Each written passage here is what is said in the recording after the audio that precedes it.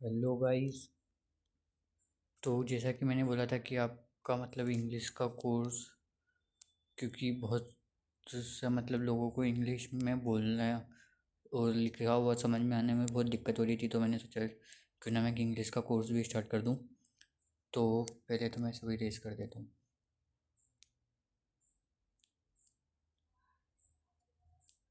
तो गाइस, आप जो मतलब यहाँ पे लिखा है उसकी डेफिनेशन, स्पेलिंग और इन पे मत जाना, क्योंकि मैंने बहुत फास्ट मतलब बहुत जल्दी जल्दी में लिखा है, तो थोड़ा सा बस याद रह जाए इसीलिए लिखा है, बाकी तो कुछ और नहीं है।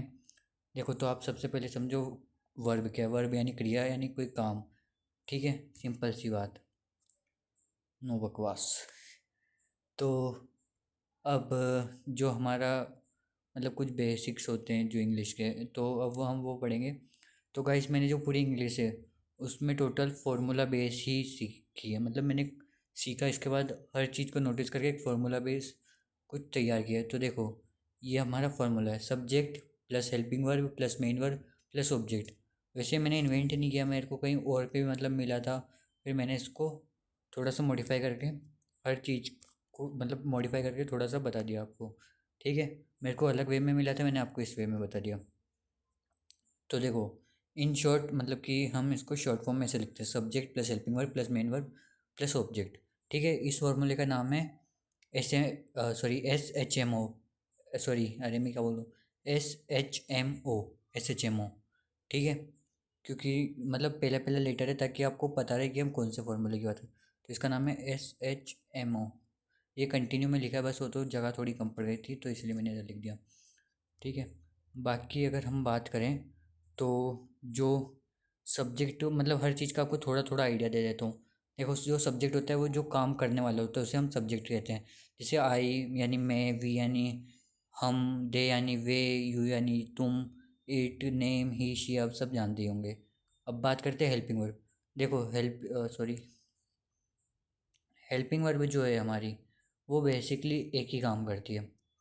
जो हमारी हेल्पिंग वर्ब है वो हमें टाइम और काम के बारे में थोड़ा डिटेल देती है।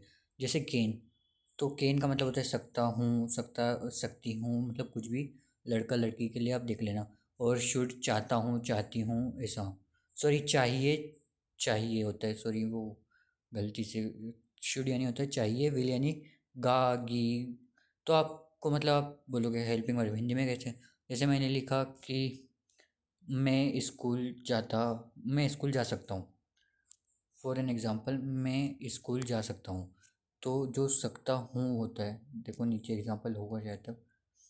तो ठीक है, मेन वर्ब यानी जो काम होता है वो, ऑब्जेक्ट यानी जिस चीज़ पे काम हो रहा है बेसिकली। ये आप ये भी बोल सकते हो कि रेस्ट जो चीज़ है सेंटेंस में, जैसे मैं स्कूल जा रहा हूँ, तो ऑब्जेक्ट होता है वो स्कूल ऑब्जेक्ट होगा। ठीक है, इसके बाद बात करें कि हम इसके बाद इन सब चीज़ों के बारे में डिटेल में बात करने वाले हैं। तो सबसे पहले सब्जेक्ट मैंने बोला, जो पर्सन काम कर रहा होगा। ठीक है, जैसे आई, वी, दे, यू, बेसिकली यही सब्जेक्ट होते हैं। बेसिकली नहीं, मतलब यही सब्जेक्ट होते हैं। ठीक है, हेल्पिंग वर्ब जो हमें काम के टाइमिंग और उसके वर्क को डिटेल मतलब उसको स्पेसिफिकेशन देने के लिए यूज़ होते हैं। ठीक है, तो मेन वर्ब जो काम है वो अपना, ऑब्जेक्ट यानी सिंपल सी बात है कि ऑब्जेक्ट यानी सिंपल बोलूँ तो मतलब वही स्कूल, पार्क, पेन, कॉपी, रहा। और हाँ, ही, शी, आई, ये भी ऑब्जेक्ट हो सकते हैं। सब्जेक्ट भी ऑब्जेक्ट हो सकता है, अगर सब्जेक्ट यानी कोई व्यक्ति काम नहीं कर रहा है तो वो भी ऑब्जेक्ट ही है। ठीक है, आप ये पॉइंट याद रखना। मैंने इसीलिए यहाँ पे ही राम लिखा है, थोड़ी सी मतलब। तो अगर कोई काम कर रहा है तो सब्जेक्ट, अगर वो काम नहीं कर रहा है और वो लिविंग थिंग है तो भी वो ऑब्जेक्ट ही है। ठीक है, इसके बाद अगर मैं बात करूँ तो अभी तक हमने सारी बेसिक चीज़ पढ़ ली। अब हम थोड़ी सी मेन वर्ब के ऊपर थोड़ा सा डिटेल में और ज़्यादा नज़र डालेंगे। तो जो हमारी मेन वर्ब होती है वो बेसिकली मैंने आपको बताया काम, और इसके चार फॉर्म होते हैं, first form, second form, third form, ING form. देखो, मैंने कुछ मतलब एक दो तीन चार के कुछ फॉर्म्स लिखे हैं। जैसे गिव का फर्स्ट फॉर्म गिव ही होता है, सेकंड फॉर्म गिव होता है, थर्ड फॉर्म गिवन होता है, और आईएनजी फॉर्म। ठीक है, बस ऐसे ये चार आप देख लेना। और ये जो पीडीएफ है ये मैं आपको डिस्क्रिप्शन में अगर हो सकेगा तो डाल दूँगा, वरना टेलीग्राम की लिंक दे दूँगा आपको, वहाँ पे मिल जाएगा इजीली। ठीक है, अब बात करते हैं नेक्स्ट। और हाँ, मैंने ये ज़्यादा पेज वो का नहीं बनाया क्योंकि वीडियो थोड़ी शॉर्ट रखनी थी मेरे को, तो मैंने बस इतना ही क्रॉप करके लिया है मेरे पीडीएफ में से। ठीक है, तो ये मैंने मेरे खुद के नोट्स हैं, तो आप मतलब थोड़े समझ लेना, थोड़ी राइटिंग वाइटिंग। ठीक है, तो अब बात करते हैं, 2 मिनट गाइस। ठीक है, तो अब हमने मतलब ये समझ लिया फर्स्ट फॉर्म सेकंड फॉर्म। अब हम जो है वो थोड़ा सा हेल्पिंग वर्ब को डिटेल में समझते हैं। ठीक है, तो हेल्पिंग वर्ब जैसे मैंने यहाँ लिखा है, this is the verb, sorry word लिखना था, वो वर्ब मैंने बोला था ना, स्पेलिंग में थोड़ा सा हो गया, जल्दी जल्दी में लिख रहा था, 10 15 20 मिनट में लिखा जो भी लिखा, और वो भी सोच सोच के लिखा फटाफट। तो नॉन एज मतलब जो टेंस को और उस सेंटेंस की इम्पोर्टेंट इंफॉर्मेशन को बताती है। जैसे मैं बोलूँ मैं जा सकता हूँ, तो यहाँ सकता हूँ। और हाँ, आपको अगर हिंदी में हेल्पिंग वर्ब पहचाननी है तो सबसे लास्ट में जो होगा, मतलब लास्ट जहाँ सेंटेंस खत्म हो रहा होगा, वहाँ सकता हूँ, गा गी गे, जाता हूँ, ता, ऐसे कुछ होंगे। तो अभी बेसिकली हम जो है वो 3 के ही बारे में पढ़ेंगे, क्योंकि देखो आपको थोड़ी प्रैक्टिस के बाद में कुछ एडवांस लेवल पे पहुंचा दूंगा। तो ये पार्ट 1 ही हमारा।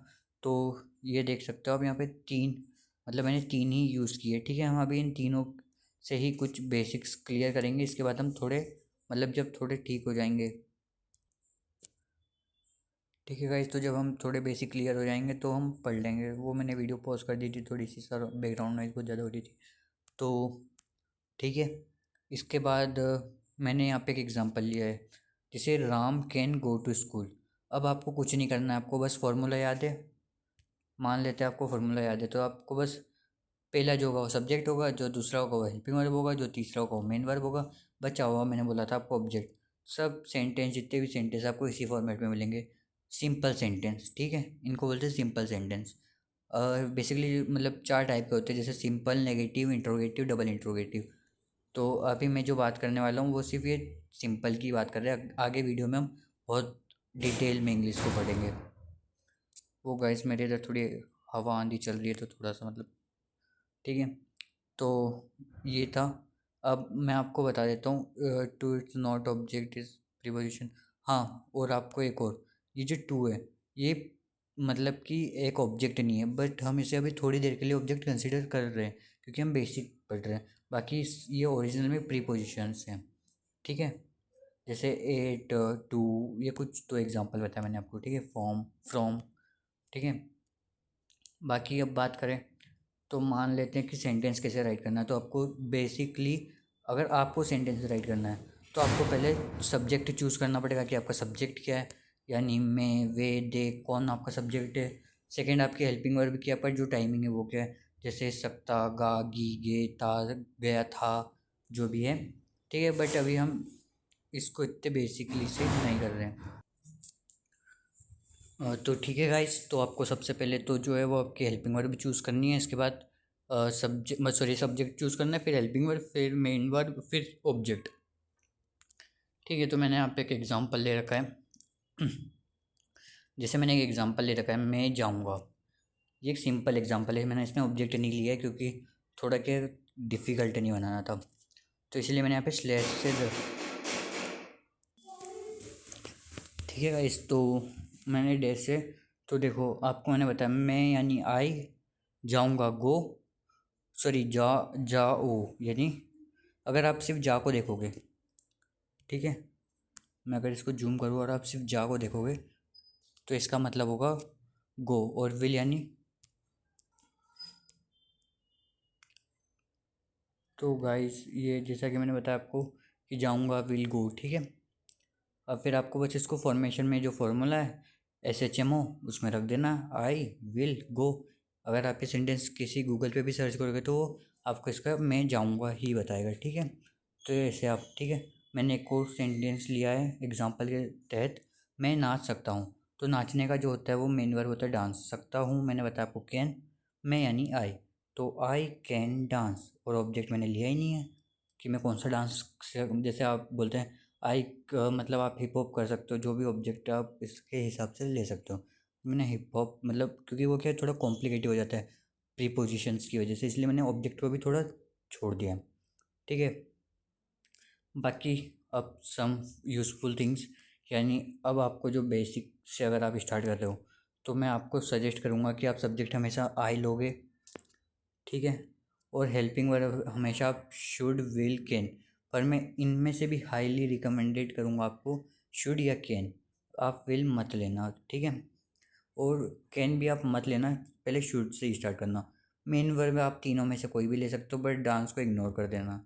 आप गो या कम के साथ, कम भी इग्नोर कर देना। आप, मैं तो कहूँगा आप गो के साथ जाना, क्योंकि गो एक ऐसा है जिसके तीनों जो फॉर्म है, फर्स्ट सेकेंड थर्ड और आईएनजी, चारों फॉर्म्स डिफरेंट है। इससे आपको थोड़ा सा नॉलेज मिलेगा। बाकी क्या है, जैसे कम का फर्स्ट कम होता है, सेकेंड केम होता है, थर्ड वापस कम हो जाता है, तो वो क्या थोड़ा सा आपको हेल्पिंग वर्ब के साथ बिठाने में थोड़ी सी दिक्कत हो जाएगी, इसीलिए। बाकी ऑब्जेक्ट मैं आपको रिकमेंडेड करूँगा, क्योंकि आप गो ले रहे हो तो आप स्कूल ले सकते हो, ठीक है। आप पेन और बुक को इग्नोर कर सकते हो। तो यही था गाइस। बाकी ये वीडियो 11 मिनट की हो चुकी है शायद तक, बताते बताते आपको 11:30 हो जाएगा। तो बाकी अगले वीडियो में हम थोड़ा और डिटेल में पढ़ेंगे। और ये जो हमने पढ़ा है सिर्फ ओवरव्यू था इंग्लिश का। बाकी आगे जो हम पढ़ेंगे, मतलब ये ओवरव्यू नहीं था, ये थोड़ा एक्सप्लेनेशन था बेसिक टर्म्स का। अब आगे हम जो पढ़ेंगे वो थोड़ा सा मतलब सेंटेंस फॉर्म में, जो सेंटेंस बनाना होता है वो हम बेसिक से वापस स्टार्ट करेंगे। बट जो ये थ्योरी मैंने इतनी बताई है ये नहीं बताऊँगा, फिर मैं आपको सीधा बताऊँगा वही, ठीक है। अब हम सेंटेंस फॉर्मेशन स्टार्ट करेंगे अगली वीडियो में। तो आई थिंक ये 12-13 मिनट का हो ही जाएगा, तो मैं आपको ठीक है, ये आपके हेल्पिंग वर्ड्स ये सब आप देख लेना है। पीडीएफ में आपको टेलीग्राम या डिस्क्रिप्शन में, हो सका तो डिस्क्रिप्शन में तो शायद ही दे पाऊँगा, बट हाँ टेलीग्राम पे दे दूँगा। और टेलीग्राम की लिंक आप चैनल से ले लेना। तो थैंक यू गाइस, और सब्सक्राइब और लाइक ज़रूर कर देना यार वीडियो को।